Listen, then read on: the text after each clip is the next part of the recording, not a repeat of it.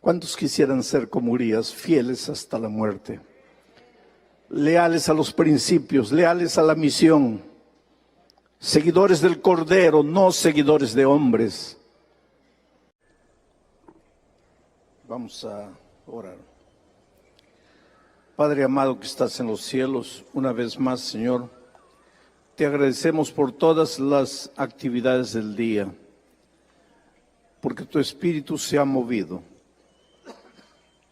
porque muchos están tomando decisiones en su corazón, porque estamos aprendiendo, porque estamos congregados, juntos, alabando tu nombre.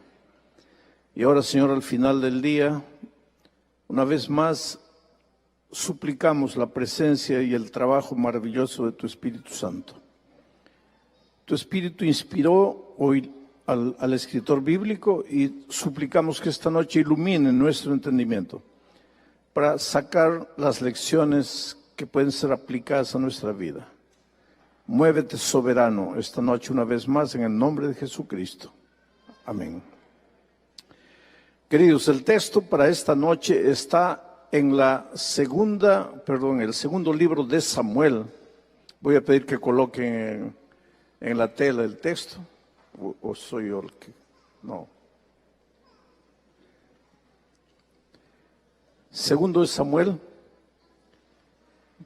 Ahí está. Segundo de Samuel, capítulo 11. Voy a leer 3 versículos en la noche. Pero el personaje central de esta noche es Urías. Urías era eteo, otros le dicen hitita. Cuando el pueblo de Israel entró a Canaán, a la tierra prometida, la tierra de Canaán estaba habitada por los jebuseos, los amorreos, los cananeos, los heteos. Urías era de la tribu de los heteos. Muchos de los habitantes originales de Canaán, entre ellos Urías, se convirtieron, quiere decir, aceptaron al Dios de Israel y se convirtieron. Entonces, Urías es uno de ellos. Se unió al pueblo de Dios y se unió al ejército de David. Es como si pudiéramos decir así hoy: tú eras de una iglesia y conociste el mensaje bíblico y aceptaste el mensaje y ahora viniste a vivir el conocimiento pleno de la palabra de Dios. Voy a abrir un paréntesis para explicarles lo siguiente. El otro día yo estaba estudiando la Biblia con un joven y a medida que le iba explicando, sus ojos se comenzaron a brillar, se comenzó a emocionar. Un joven, ¿cómo le llama catequista, un maestro de Biblia en su iglesia. Se comenzó a emocionar y me dice: pastor, ¿quiere decir que yo toda mi vida estuve equivocado? Toda mi vida estuve equivocado. Y yo le dije: no. Pero usted me está mostrando que la palabra de Dios dice otra cosa. Y yo le dije: no, tú no estabas equivocado, tú estabas creciendo. Y te voy a explicar eso, porque a veces nosotros no hacemos evangelismo. A veces, por más sinceros que seamos, no hacemos evangelismo, hacemos proselitismo. Y hacer proselitismo no es hacer evangelismo. ¿Cuál es la diferencia entre hacer proselitismo y hacer evangelismo? Hacer evangelismo es explicar el evangelio, alcanzar con el evangelio a las personas, mostrarles el evangelio. Eso es hacer evangelismo. Naturalmente que el evangelio no es solo que Jesús te salva. El Evangelio te enseña lo que Jesús hizo por ti y te enseña el camino en que debes andar. Ese camino en que debes andar es la doctrina. Entonces, cuando tú haces evangelismo, tú presentas el Evangelio, pero no es solo el perdón de Dios, sino también las enseñanzas de Dios, donde está todo el cuerpo doctrinal. Pero hacer proselitismo es otra cosa. ¿Qué es? Probarte que tu iglesia es falsa y que mi iglesia es verdadera. Eso es hacer proselitismo. El proselitista no tiene un concepto correcto del Evangelio. Él parece más jugador o fanático de fútbol. Tú eres de las Chivas no valen. Yo soy de las Águilas, vente para las Águilas. Tú eres de la Alianza no vale, vente para la U. Tú eres del Boca Junior, el Boca Junior no vale, vente para el River Plate. Tú eres bautista, no, vente al adventista. Tú eres católico, vente al adventista. Eso es hacer proselitismo. Esa no es la misión que Dios nos dio. La misión que Dios nos dio es evangelizar, es presentar el Evangelio Redentor. Solo que al presentar el Evangelio Redentor, pues sucede una cosa interesante. Tú vas mostrando también el plan de Dios para tu vida. Yo me podría pasar toda la noche contándoles historias. Háganme recordar del joven que comenzó a ponerse triste y me dijo estoy equivocado. Bueno, hace muchos años atrás, muchos años atrás, cuando yo era un joven, trabajé en la selva de mi país, en la Amazonía. Y ahí en la ciudad había una casita parroquial al lado de una pequeña iglesia católica. Y al ladito la casa parroquial donde vivía el párroco que cuidaba de la iglesia de ellos. Y mi esposa un día me dice, ese padre vive solito, ¿quién le cocinará? ¿Cómo vivirá solo? Porque la mayoría de los que vivían ahí eran nativos o colonos. Él estaba solito ahí. Entonces mi esposa me dice un día, ¿por qué no le invitas a cenar? Yo voy a preparar una rica cena, tráelo a cenar. Entonces me acerqué y le digo, hola. Él me dice, hola. Me miró medio asustado, ¿sí? Porque él sabía quién era. Yo. Él sabía que yo era el pastor y yo sabía que él era el párroco. Le digo, mira, yo vine con una invitación de mi esposa. Quisiera cenar esta noche en casa. Él se quedó así medio asustado, ¿no? Que el pastor adventista lo estaba invitando a cenar en su casa. Me dice, sí, voy. Y en la noche llegó. Y llegó trayendo una botella de vino.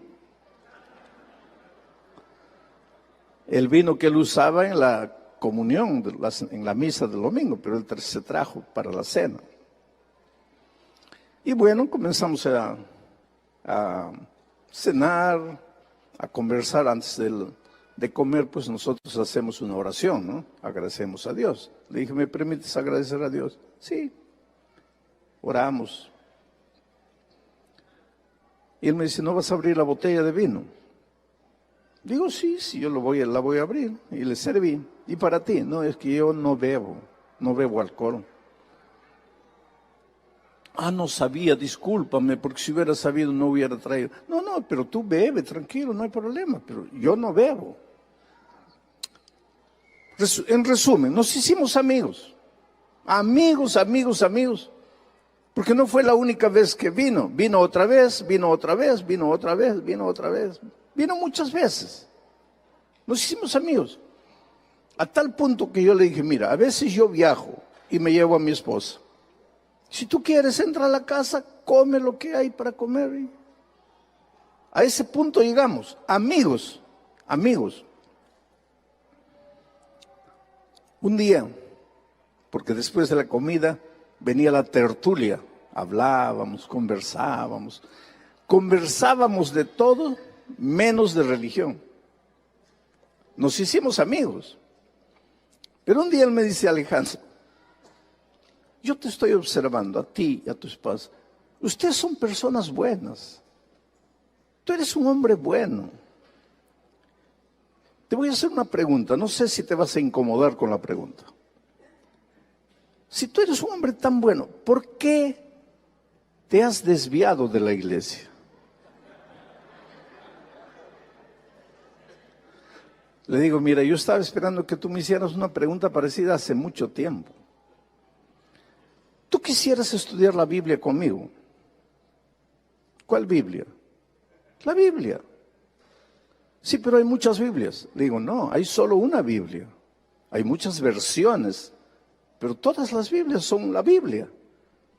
Tú traes tu Biblia y yo saco mi Biblia y vamos a comparar, es la misma. Pero ¿quieres estudiar conmigo la Biblia?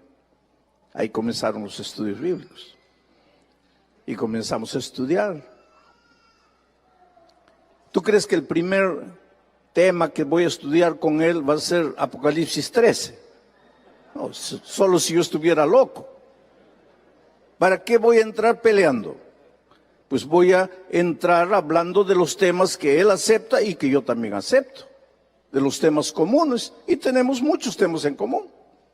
Y comencé a hablar de Jesucristo. Un hombre sincero, honesto, se emocionaba. Y me dice, pero mira, tú conoces mucho la Biblia. Le digo, pues he estudiado teología. ¿Que ustedes los pastores estudian teología? Le digo, claro.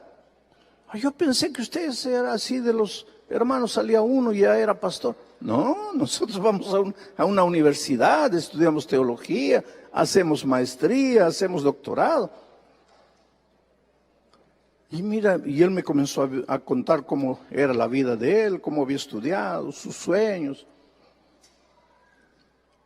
Me dijo que se sentía triste, le leí algunos versículos. Fuimos estudiando. Hasta que un día pues llegamos a Apocalipsis 13. Y comencé a mostrarle, mira, esta bestia que está descrita aquí tiene el apoyo del dragón. ¿Quién es el dragón? Lo llevé a la propia Biblia. Lee este texto. ¿Quién es el dragón? La serpiente antigua, que se llama Diablo y Satanás. Entonces, ya no te queda duda que el dragón es el diablo. Sí, correcto. Pero este dragón le da fuerza a la bestia. Ahora vamos a descubrir la bestia. ¿Quién es la bestia? Y comenzamos a leer las características de la bestia. Yo nunca mencioné a ninguna iglesia. Es que algunos hermanos adventistas se ponen nerviosos conmigo porque no ataco a las iglesias, porque no le doy palo a las iglesias. Pero yo te mostraría la cantidad de personas que han venido a Cristo y están en la iglesia porque nunca les di palo, porque los amé, porque con amor les voy abriendo los ojos a las verdades. Y es lo que hice esa noche. Le dije, ¿conoces un poder que hizo esto en la historia? ¿Conoces un poder que hizo esto? ¿Poder un conor? Y yo lo veía a él temblando, las manos le temblaban. Y de repente se agarró la cabeza. Y me dice, Alejandro, no me digas. No puede ser. ¿No puede ser qué? No es verdad. No es verdad que. Yo no te estoy diciendo este o este. Tú estás sacando tus conclusiones delante de la palabra de Dios y no con mi Biblia, con tu Biblia. Pero no es verdad. Bueno, ya ese es un asunto tuyo y de Dios. Yo no te puedo decir, creen esto, creen aquello. Tú eres un hombre sincero. Ahora tú haz lo que la palabra de Dios te dice.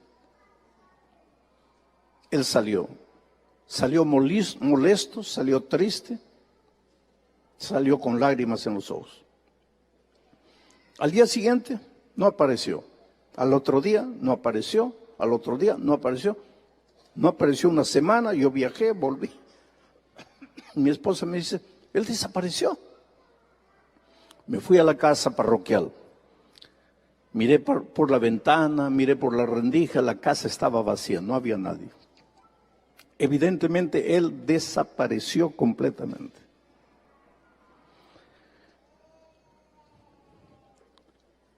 3, 4 meses después, llegó un nuevo párroco para la ciudad. Y yo me acerqué a saludarlo, no quiso conversación conmigo. Pasaron los años, yo me vine a Brasil a trabajar. Pasaron años. Y un día llegué al Perú a pasar Navidad. Ya no me van a decir, el pastor Bullón celebra Navidad. Yo llegué a pasar Navidad. La Navidad que el mundo, 25, mejor no voy a decir Navidad. Yo llegué a pasar el 25 de diciembre. Eso sí está bien, ¿no? Porque Navidad es pecado, ¿no? Entonces, 25 de diciembre, llegué. Y estaba caminando por el Jirón de la Unión. ¿Cuántos peruanos hay aquí? Bueno, ¿conocen el Jirón de la Unión, no? Estaba caminando por ahí. Y de repente veo allá a unos 20 metros al padre. Nunca más lo vi después de aquella noche. Y fui a su encuentro. Él se metió, por eso pregunté si hay peruanos, él se metió a las galerías Bosa, ahí. Y yo fui atrás. Y él se escondió atrás de un kiosco. Yo fui lo vi por todo lado. No lo encontré. Terminó las vacaciones, regresé al Brasil. Unos 4 meses después recibo una carta. Y era carta de él. Él había escrito la carta a la Unión Peruana y la Unión Peruana me la remitió. Y en esa carta decía así: Alejandro, no estuviste engañado, era yo, pero me escondí. Desde aquella noche nunca más tuve paz en mi corazón. Desde aquella noche lucho de día y de noche con mi conciencia. Pero yo ya he ido demasiado lejos. Para mí ya no hay retorno. Por favor, no me busques más. Yo sé que un día voy a tener que rendir cuentas de todo, pero no quiero pensar en eso. Entonces, yo de vez en cuando me acuerdo, oro por él. Porque espero que un día la palabra sembrada fructifique en el corazón de él. Vuelvo al joven. El joven me dice, estoy equivocado. Le digo, no estás equivocado. Cuando tú vas a la escuela primaria, aprendes a sumar, restar, multiplicar, dividir. Pero ahí la vida no acabó. Vas a la secundaria. ¿Y qué aprendes en la secundaria? Álgebra, trigonometría, física, química. Pero no te quedas ahí, vas a la universidad. ¿Y qué aprendes en la universidad? Física cuántica, trigonometría espacial. Ahora, sería justo que en la universidad, cuando estás estudiando física cuántica, mires a tus años de primaria y digas, cuando estaba en la primaria estaba equivocado. ¿Estabas equivocado? No, estabas aprendiendo. Y eso es lo que le dije a ese joven, tú no estás equivocado, tú sabías lo que sabías. Pero ahora estás delante de una nueva verdad, ¿qué vas a hacer con esa verdad? El problema de muchos es eso, me encuentro con la verdad y no sé qué hacer con la verdad.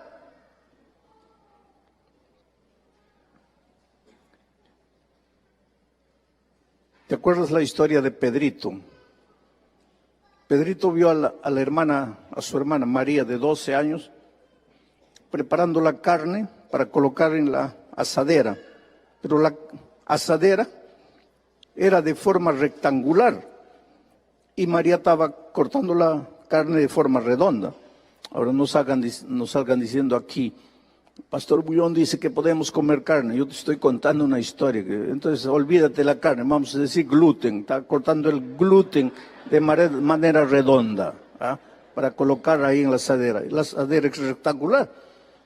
Entonces, Pedrito le pregunta, María, ¿por qué estás colocando la carne redonda si la asadera es rectangular? Y ella levanta Los hombres dicen, no sé, mamá hace así, yo hago así. Pedrito va donde la mamá, mamá, ¿por qué María y tú cortan la carne redonda si la asadera es rectangular? Y la mamá levanta los hombros y dice, no sé, mi mamá hacía así, yo también hago. Pedrito va donde la abuela, abuela, ¿por qué María, mi mamá y tú cortan la carne redonda si la asadera es rectangular? La abuela dice, no sé, hijo, mi mamá hacía así y yo también hago. Para suerte de Pedrito, la bisabuela todavía estaba viva. Bisabuela, ¿por qué todas las mujeres de esta familia cortan la carne redonda si la asadera es rectangular? Y la bisabuela dice, mira hijo, yo te voy a explicar por qué yo lo hacía. Porque cuando yo era jovencita, éramos pobres y solo teníamos una asadera que era redonda. Entonces, para que cupiese la carne, teníamos que cortarla redonda. Ahora, ¿por qué la tonta de mi hija, mi nieta, mi bisnieta siguen haciendo la misma cosa? Yo no sé. Es que eso es lo que pasa con las personas, conocen la palabra de Dios. No, pero mi mamá, pero mi abuela, pero mi bisabuela. Ahora, tú tienes que confrontarte con la realidad, con la verdad. Yo ya les he dicho que con el instrumento llamado amor, Dios me ha ayudado a traer muchas personas a la iglesia de Dios. Y he descubierto una cosa, que los hititas, quiere decir los que vienen de otras iglesias, han sido en sus iglesias fieles, han servido a Dios con toda sinceridad, y cuando se vuelven adventistas, son tan fieles y tan sinceros, y a veces mucho mejor que los adventistas que nacieron en la iglesia. Porque vienen con toda la sinceridad de su corazón, y con el mismo fervor que servían a Dios allá, ahora que conocieron más luz, continúan sirviendo a Dios. Ese era Urías. Urías era así. Urías era eteo, no ateo, eteo. Pero cuando llegó al pueblo de Israel, él aceptó al Dios de Israel y se convirtió. Y formó parte del ejército de David y se volvió mucho mejor que mucho israelita. Y esta noche vamos a ver. Vamos al texto inicial, que no es este. El pueblo de Israel había ido a la guerra. Joab, el general de David, estaba al mando de los ejércitos. Ahora, miren lo que dice. Y sucedió un día, les hago una pregunta, ¿dónde estaba el ejército de David? En la guerra. Y sucedió un día, al caer la tarde, que se levantó David de su lecho. ¿Dónde estaba el ejército de David? En el campo de batalla. ¿Y dónde estaba David? En el palacio. Al caer de la tarde, ¿a qué hora es el caer de la tarde? A las 6 de la tarde. ¿Y qué hizo David a las 6 de la tarde? Se levantó de su lecho. Entonces, ¿qué había estado haciendo toda la tarde? ¿Y dónde estaba el ejército? ¿Y el rey? Ahí ya comenzaron los problemas para el rey. Porque cuando es hora de trabajar hay que trabajar, querido. Y cuando es hora de dormir hay que dormir. ¿Por qué el rey no estaba preocupado, no estaba concentrado, pensando cómo está mi ejército, cómo estarán los soldados, les faltará pan, les faltará agua? No, él durmiendo. Y mente ociosa es taller del diablo. El diablo a veces está cansado, no quiere tentar. Él se cansa también a veces, de tanto tentar se cansa. Y dice, no, hoy no voy a tentar a nadie. Pero cuando ve a uno con mente ociosa, El pobre no resiste la tentación y cae y tienta.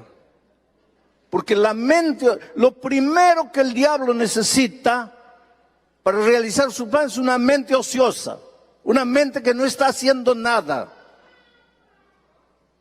Ahí estaba David con la mente ociosa, se levanta a las 6 de la tarde, cuando es hora ya debería a esa hora llegar la gente para dormir, él recién levantándose.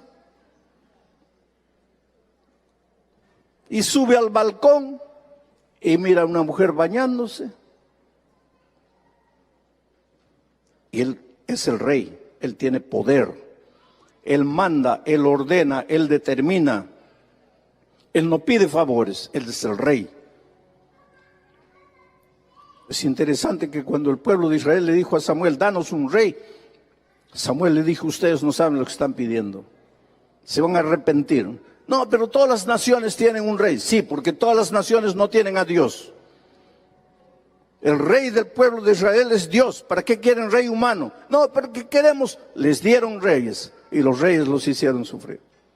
Ahora, queridos, cuando este incidente sucedió, David ya había matado al león, ya había matado a Goliat.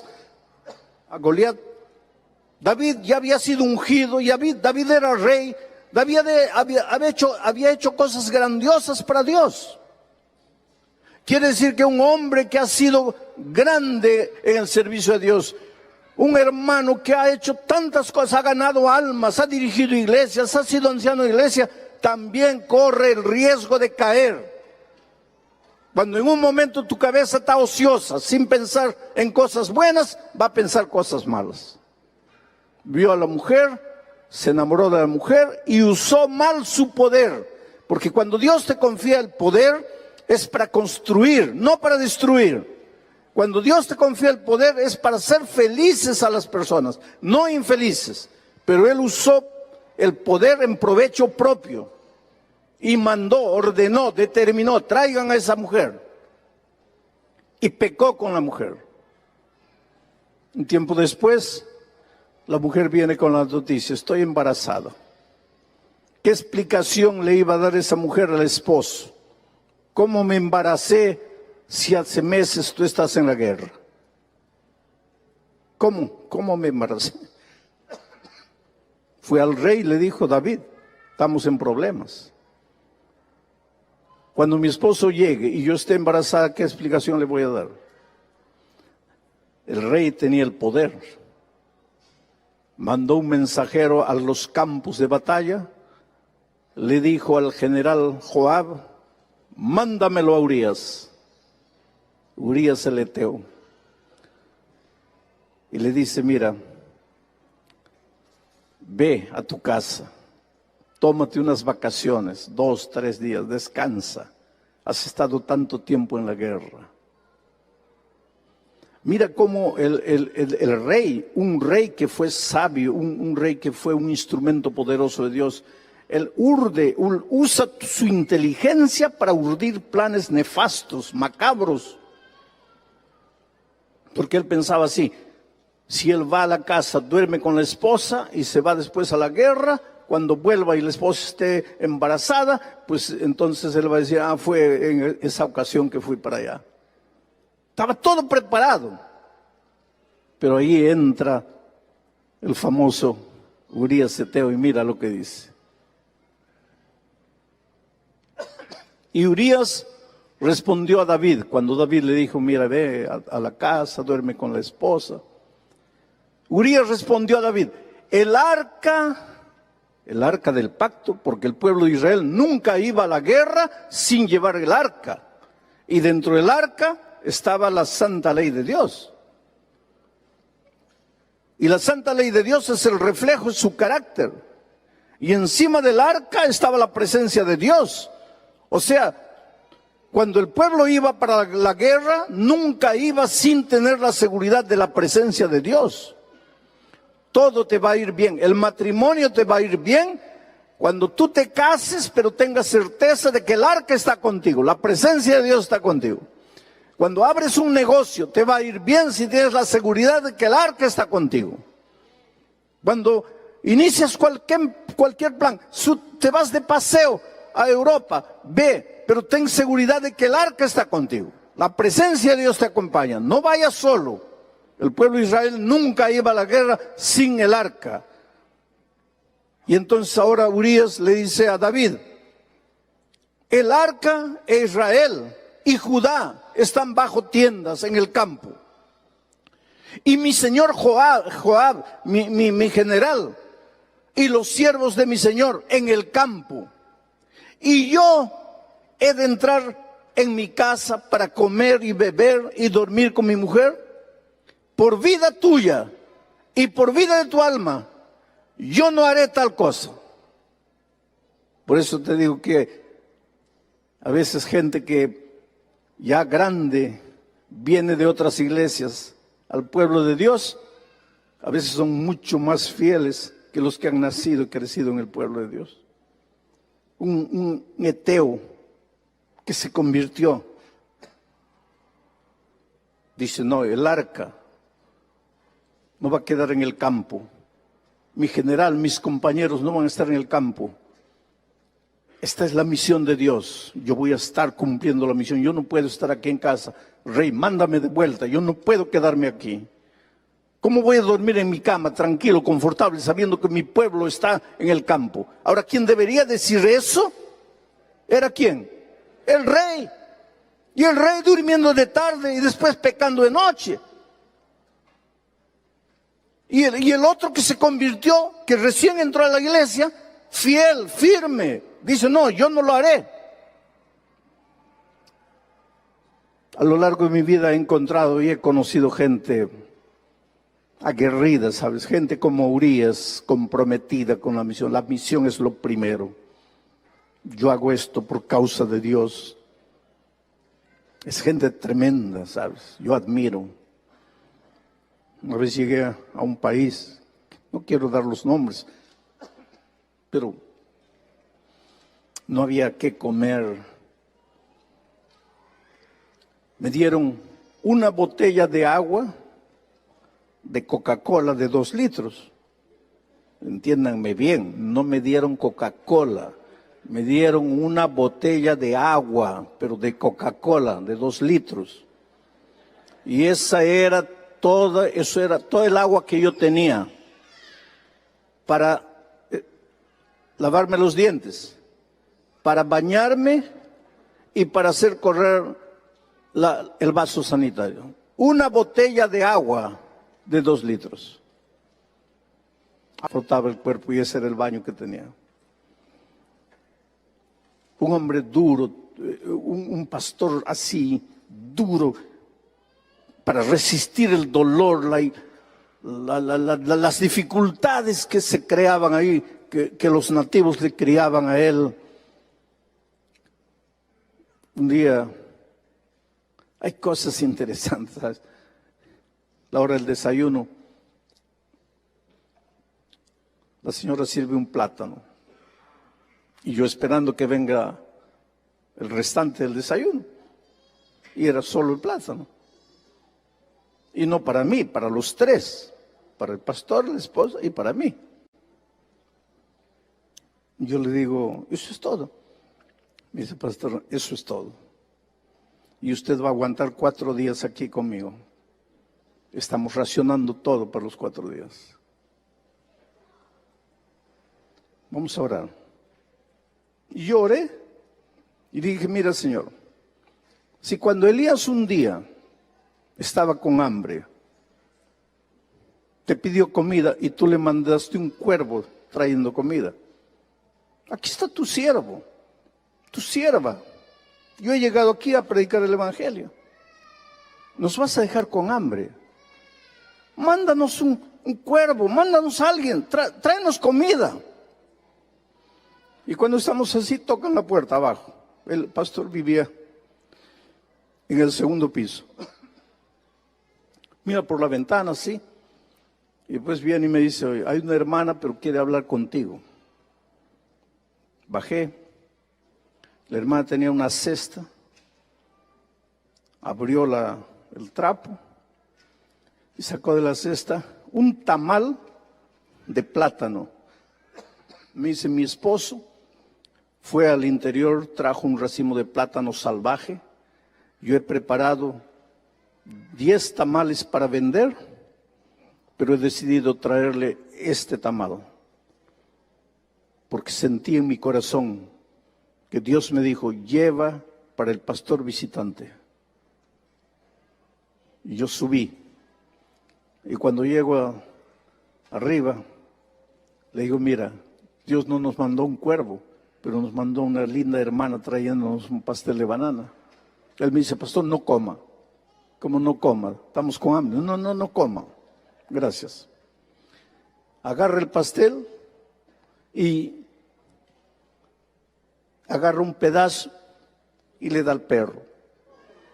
Digo, ¿qué estás haciendo? Para nosotros. No, pastor, calma. Deja que el perro coma. Si el perro no muere en 5 minutos, nosotros comemos. Le digo, mira, quien nos trajo el pastel es una hermana. Él me dice, no, pastor, usted no conoce. Usted no sabe dónde está. Tenemos que tener cuidado para todo. Podemos ser envenenados. 5 minutos después el perro no murió. Comimos el pastel, el tamal de plátano. Pasé 4 días lindos. Las 1000 personas todas las noches escuchando la palabra de Dios, en la hora del llamado viniendo adelante, aceptando a Jesucristo. Qué días maravillosos. Pero cuando llegó el momento de volver, él me llevó al aeropuerto, yo lo abracé, digo, mira, yo me voy. Aguanté 4 días, pero me voy. Pero tú estás una semana y un mes y otro mes y otro mes y un año y otro año.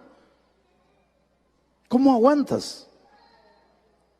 Y él me dijo una cosa tremenda, pastor, yo amo a esta gente.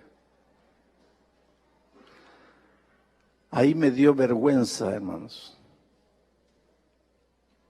Ese es pastor. Ese no está preguntando, ¿hay escuela para mi hijo? ¿Hay trabajo para mi esposa? No. Yo amo a esta gente.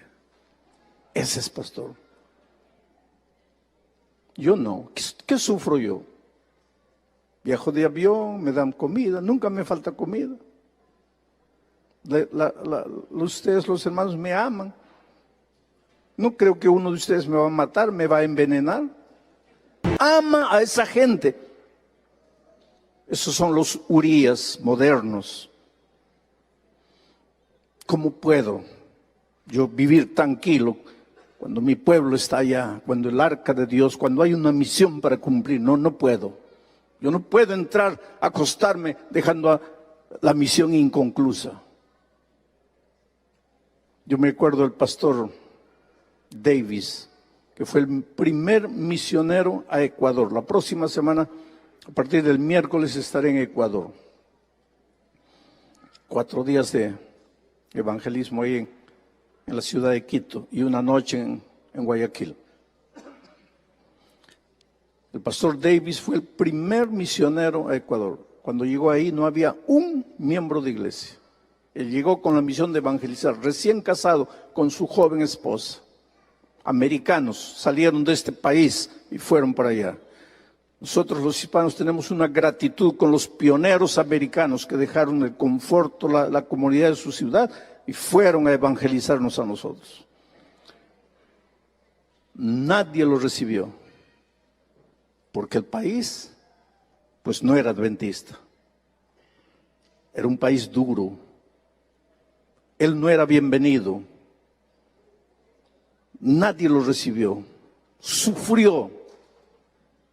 Y de repente la esposa queda embarazada. Ningún hospital quiso prestarle atención médica. Y cuando llegó el momento de nacer el niño, ningún hospital aceptó a la señora para dar a luz. Pero ya había pasado casi un año y él había evangelizado ya unas 13 personas. Digo, había evangelizado. Porque él no llegó allá diciendo, te voy a probar que tu iglesia no vale, que la mía es la verdadera. No, así no se evangeliza. Él evangelizó. ya había evangelizado 13 personas. Una de las señoras ayudó a la esposa a dar a luz. La niña nació, una niña linda. La mamá murió. El pueblo no dejó, no permitió que esa joven señora muerta fuese enterrada en un cementerio. Esos 13 nuevos...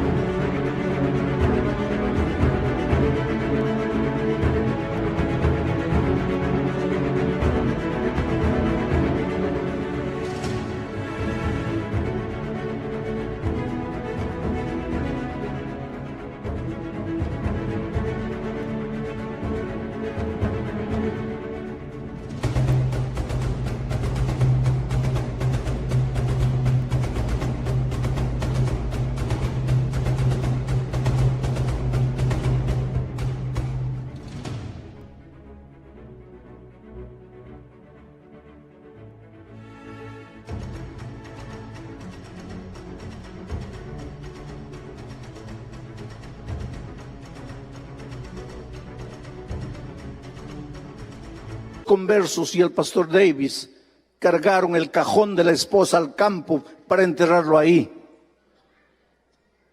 En ese tiempo no había WhatsApp, en ese tiempo no había correo de 3 días, no había avión, los viajes eran por navío. Cuando la Asociación General se enteró, ya habían pasado 2 meses y mandaron una orden: pastor, regrese inmediatamente. ¿Cómo está ahí solito con la niña? Regrese inmediatamente. Y él le respondió: no iré. Mi esposa y yo llegamos a este país con un sueño: establecer la iglesia aquí. Y yo solo saldré de este país cuando el sueño de mi esposa y el mío se hayan realizado. Ese es el Urías de hoy. Y así como Urías, así como Davis, así como tantos pastores, tantos hermanos, hay gente dispuesta a dar la vida. Porque por ser fiel, porque piensen en Urías, si él hubiera dormido en su casa esta noche no hubiera muerto. Pero no durmió. Ahora el rey lo mandó de vuelta a la guerra. Pero mandó un recado al general: colócalo a Urías en el frente de la batalla y abandónenlo ahí. Los soldados enemigos lo mataron, pero en realidad quien lo mató fue el propio rey. El hombre de Dios, el ungido. Nosotros somos seres humanos, queridos. Por eso la Biblia dice: maldito el hombre que confía en el hombre. Por eso yo he hecho en mi vida, en mi ministerio, un voto con mi propio Dios. Jamás voy a permitir que las personas me sigan a mí. Olvídense de mí. Yo vengo para que ustedes sigan a Jesucristo. Enamórense de Jesucristo. Síganlo hasta el fin. El elemento humano es apenas un instrumento. No sigan al elemento humano, porque hasta un ungido de Dios puede caer. Y ay de ti si tú seguiste al hombre. En ese día tu fe cae, tu fe se acaba. Pero si tú sigues al Cordero, lo vas a seguir por toda la eternidad.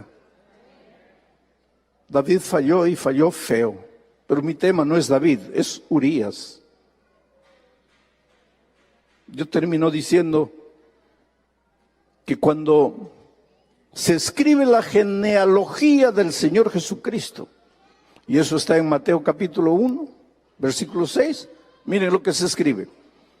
Isaí engendró al rey David, y el rey David engendró a Salomón. No dice de su esposa, no dice de Betsabé, dice: engendró a Salomón de la que fue mujer de Urías. Urías nunca soñó estar en el árbol genealógico de Jesucristo. Y aunque él no tuvo participación, su nombre está registrado para la eternidad por su fidelidad. ¿Cuál fue la recompensa de su fidelidad en esta tierra? La muerte. Pero no importa lo que los hombres te hagan. Lo que importa es el concepto que Dios tiene de ti. No lo que los hombres piensen de ti, lo que Dios piensa de ti.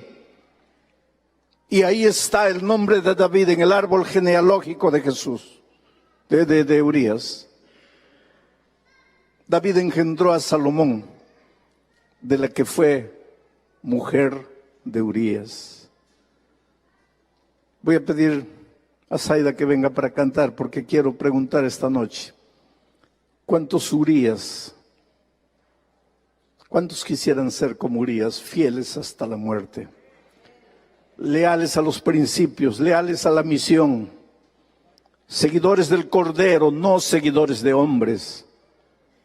¿Cuántos quisieran decir esta noche: Señor, hazme como Urías? Mientras Zaida canta, levántate ahí en pie para hacer la oración final.